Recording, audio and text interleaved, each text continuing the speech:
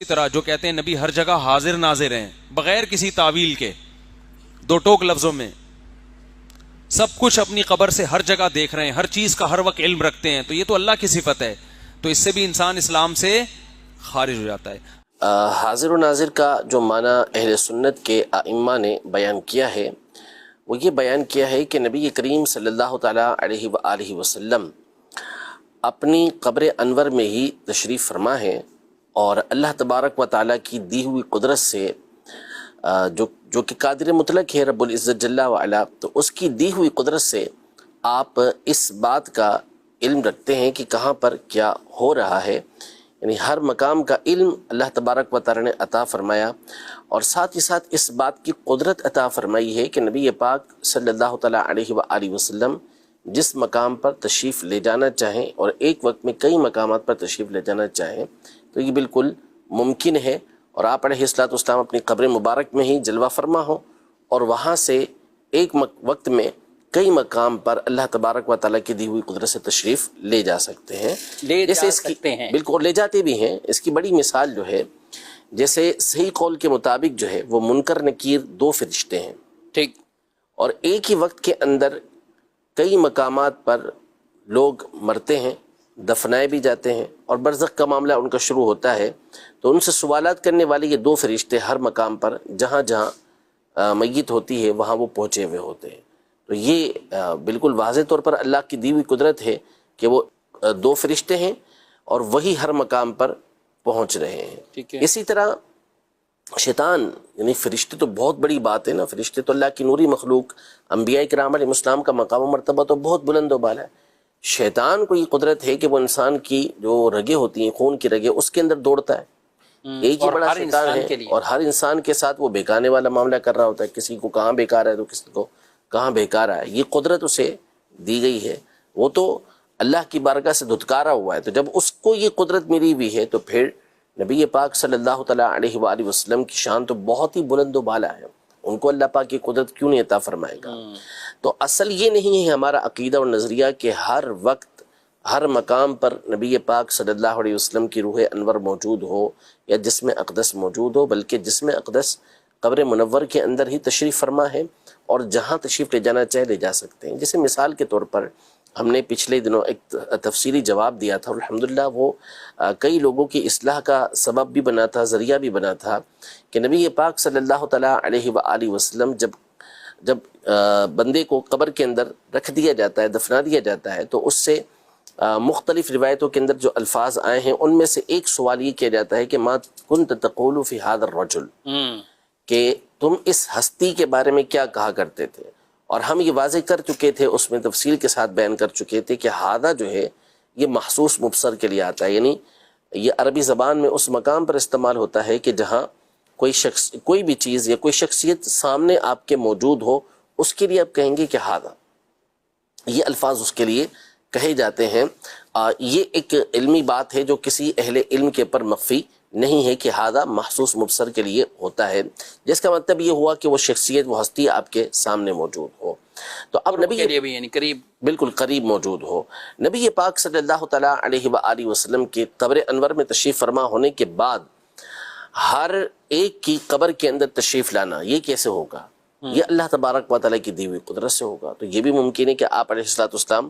خود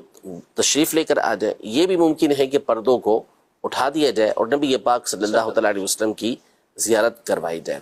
تو ایسے بہت سارے ادلہ موجود ہیں۔ نبی پاک صلی اللہ تعالیٰ علیہ وآلہ وسلم براق پر سوار ہو کر تیزی کے ساتھ مسجد اقصیٰ کی طرف گئے معراج کی رات۔ درمیان میں صحیح مسلم شریف کی حدیث مبارکہ ہے کہ آپ علیہ الصلوۃ والسلام نے موسیٰ علیہ الصلوۃ والسلام کو ان کی قبر میں نماز پڑھتے ہوئے دیکھا، لیکن جب آپ مسجد اقصیٰ پہنچے تو وہاں پہلے سے موجود تھے۔ پھر مسجد اقصیٰ سے جب آپ آسمانوں پر گئے تو آسمانوں پر بھی سیدنا موسیٰ علیہ نبینا و علیہ الصلوۃ والسلام موجود تھے۔ تو یوں اللہ تبارک و تعالیٰ اپنے نیک بندوں کو یہ قدرت اور طاقت عطا فرماتا ہے کہ وہ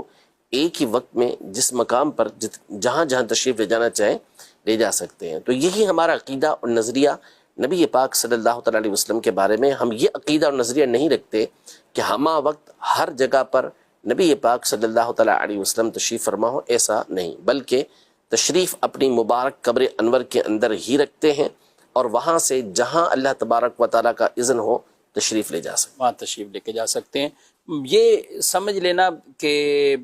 ہر محفل میں بھی آپ تشریف لاتے ہیں یا لا سکتے ہیں، ان دونوں باتوں میں کتنا فرق ہے واضح؟ بالکل یہ واضح طور پہ فرق ہے کہ آپ کسی جگہ پر جا سکتے ہیں اور آپ کسی جگہ پہ جاتے ہیں یا کسی جگہ پر آپ گئے تو وہاں آپ جا سکتے تھے لیکن آپ نہیں گئے، مرضی ہے. لیکن آپ وہاں جا سکتے تھے اور آپ گئے تو بھی آپ کی مرضی ہے. تو نبی پاک صلی اللہ تعالیٰ علیہ وسلم کے حاضر و ناظر ہونے پر ویسے تو اور بھی دلائل ہیں، لیکن ایک جو اعلیٰ حضرت امام علیہ سنت رحمۃ اللہ تعالیٰ علیہ نے شاہد کا ترجمہ فرمایا ہے، تو اس کا ترجمہ ہی آپ رحمۃ اللہ تعالیٰ علیہ نے حاضر و ناظر کا فرمایا.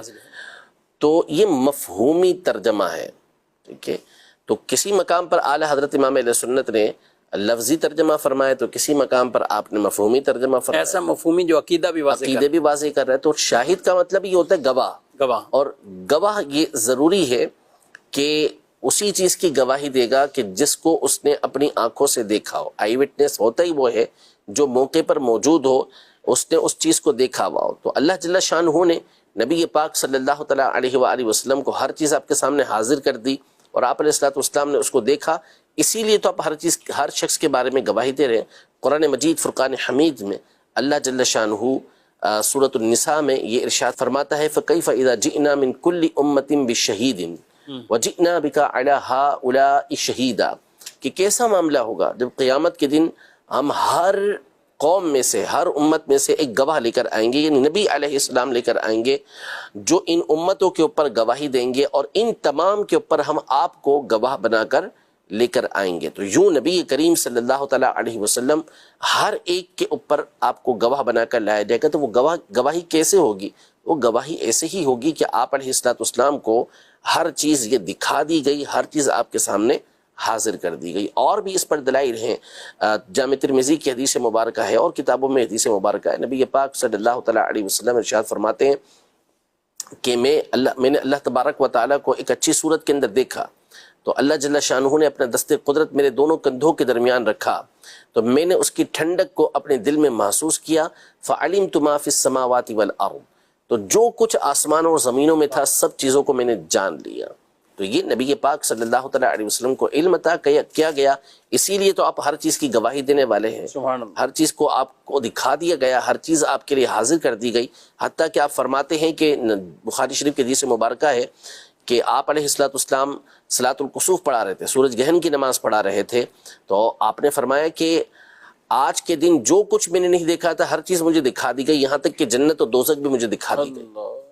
تو ہر چیز کو دیکھ لیا، تو ناظر ہیں، دیکھ رہے ہیں، ہر چیز آپ کے سامنے حاضر کر دی گئی، تو حاضر ہیں آپ علیہ الصلوۃ والسلام. یہی شاہد کا معنی بنتا ہے. اسی لیے امام علیہ سنت رحمۃ اللہ تعالی علیہ نے کئی مقام پر شاہد کا ترجمہ یہ حاضر و ناظر کیا ہے. سبحان اللہ.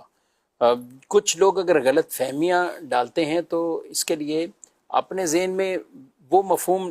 یعنی جو اہل سنت کا مفہوم ہی نہیں ہے، وہ اس طور پر بتا کر معاذ اللہ، اور پھر طرح طرح کے اسی پر بنیاد رکھتے ہوئے کہ جب وہ حاضر ناظر یعنی وہاں موجود ہیں تو پھر آپ امام کیوں بنتے ہیں، آپ خطبہ کیوں دیتے ہیں، آپ یہ کیوں کرتے ہیں. تو ہمارا تو عقیدہ یہ نہیں کہ آپ جسم مسعود کے ساتھ ہر اس محفل میں یا ہر اس مسجد میں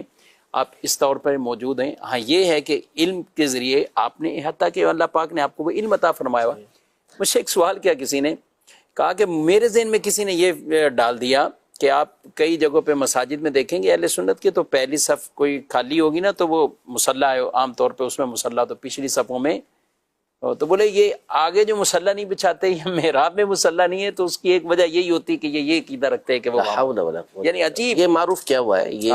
بعض مخصوص علاقوں کے اندر بالخصوص اس بات کو معروف کیا گیا ہے کہ یہ آگے مصلی اس طرح رکھتے ہیں. تو ایسا کوئی ہمارا نظریہ، کوئی ایسا عقیدہ نہیں ہے. صحیح مسلم شریف کی حدیث مبارکہ ہے کہ آدمی کے جھوٹا ہونے کے لیے یہ کافی ہے کہ وہ ہر سنی سنائی بات کو آگے بیان کر دے. تو جب تک اس عقیدے کے، اس نظریے کے علم بردار علماء سے اس نظریے اور عقیدے کی وضاحت نہ لی جائے تو اس وقت تک اس عقیدے کو ان کی طرف منسوب کرنا یہ درست نہیں ہوتا.